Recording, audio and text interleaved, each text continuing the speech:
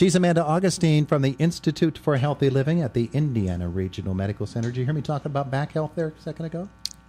I missed it, Todd. I'm sorry. You missed it. Oh, it was good. It was the 10 most common things that make our back hurt, and lifting something heavy or moving a bunch of stuff is number one. Yeah.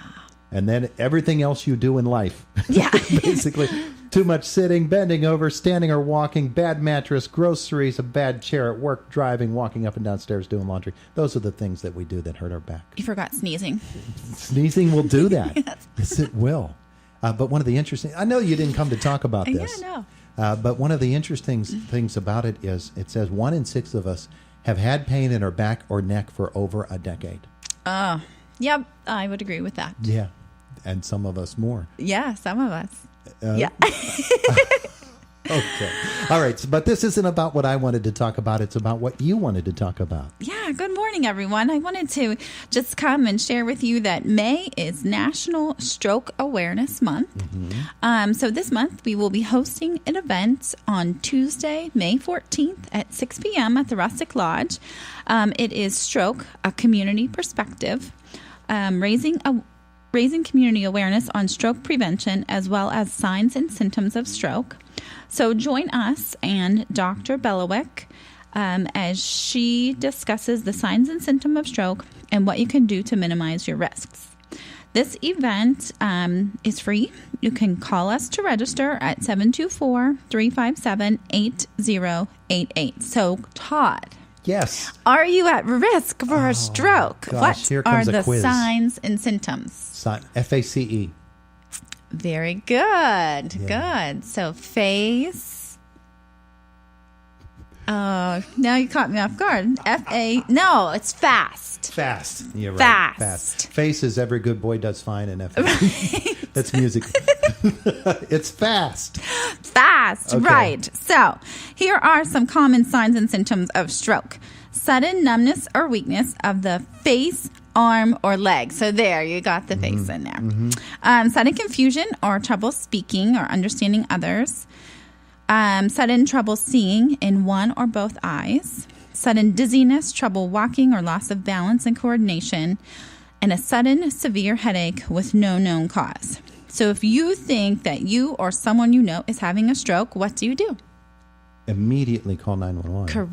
Correct. Because the sooner you can get medical attention, the sooner they can help you. Some ways that a stroke can be prevented, you can take several steps to reduce your risk of stroke. Mm-hmm. Eat a healthy diet. Okay. All right. Low. That's no fun. In saturated fats in your diet. That will help maintain a healthy weight. Be physically active. Don't smoke. Limit alcohol use. And prevent or treat other health conditions, especially high blood pressure, high cholesterol, and diabetes. See, those are the things that I was going to ask you about, was the high blood pressure and its role in helping you to not predict stroke, but its role in actually as a risk factor of stroke. Right. It is a risk factor of stroke. So, if you have uncontrolled blood pressure, you are at a higher risk for stroke. Just that constant pressure in the veins and vessels really does cause stress on not only the heart and veins and arteries, but also your brain. And controlling blood pressure is something that can be done medically with drugs and those sorts of things. But there are other things you can do to control your blood pressure. Right. There are many lifestyle changes that you can have to reduce your blood pressure. Two main ones, of course, are physical activity. So physical activity in and of itself can help to lower your blood pressure. Also, nutrition, one of the main aspects being a low sodium eating plan. Caffeine. Avoid that caffeine, too. Yes, caffeine as well. Okay. All right. So that's just one of the risk factors, but there are many, and Dr. Belwick will talk about all of them. She will, and I'm sure she will tell you exactly what FAST stands for.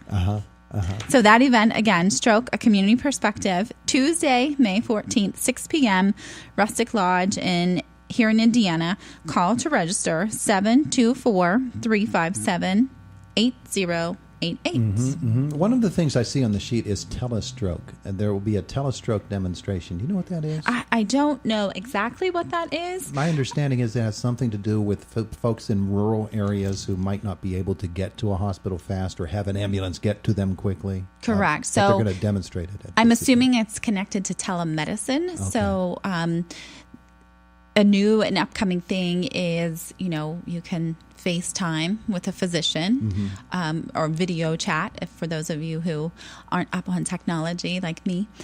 So you can have a conversation with a physician through your phone, your smartphone, and they can give you some medical advice. So again, like you said, for people in rural areas that may not have quick access or may have a longer distance to travel to a medical center.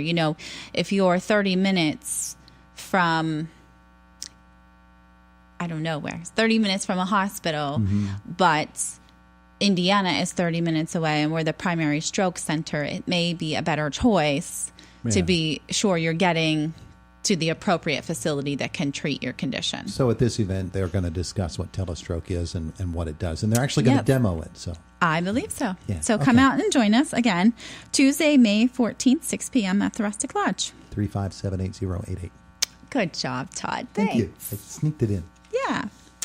All right. Also, I want to talk about our upcoming program. Well, we actually had one this past weekend. Walk with the Doc. Step into free fitness fun. You can join us each Saturday for a rejuvenating 1-mile walk around IRMC's walking trail. This is a great way to start your Saturday morning. Exercise, learn about reliable health tips from healthcare professionals, and make new exercise buddies. So we're really promoting and inviting people to come to the IRMC campus to walk on our walking trail, which is part of the PA Walkworks affiliation. So it is one of the trails here or paths in Indiana County. So last Saturday we had Dr. Taylor and Dr. Muma for a walk around the trail. This coming Saturday we'll have Dr. Quinice Hurdle. Again, that's at 9 a.m. We start outside of the Medical Arts building where, if there was no construction, you would enter the Healing Garden. Okay. So we kind of meet by the construction fence. Okay. So, and then we take a 1-mile walk around. So, like I said, May 4th, Dr. Hurdle. May 11th, Dr. Jonathan Scholl, he's pain management. And then on May 18th is Carmen Buggy, family medicine. So come out, just enjoy. It's a beautiful trail. And what can regular walking do for you? I don't know. Help your blood pressure? Good job. Yep. Lower your blood pressure, boost your bone strength, improve your cholesterol, prevent weight gain, and increase your energy and stamina. There you go. Your cardiovascular health will appreciate a walk. Correct.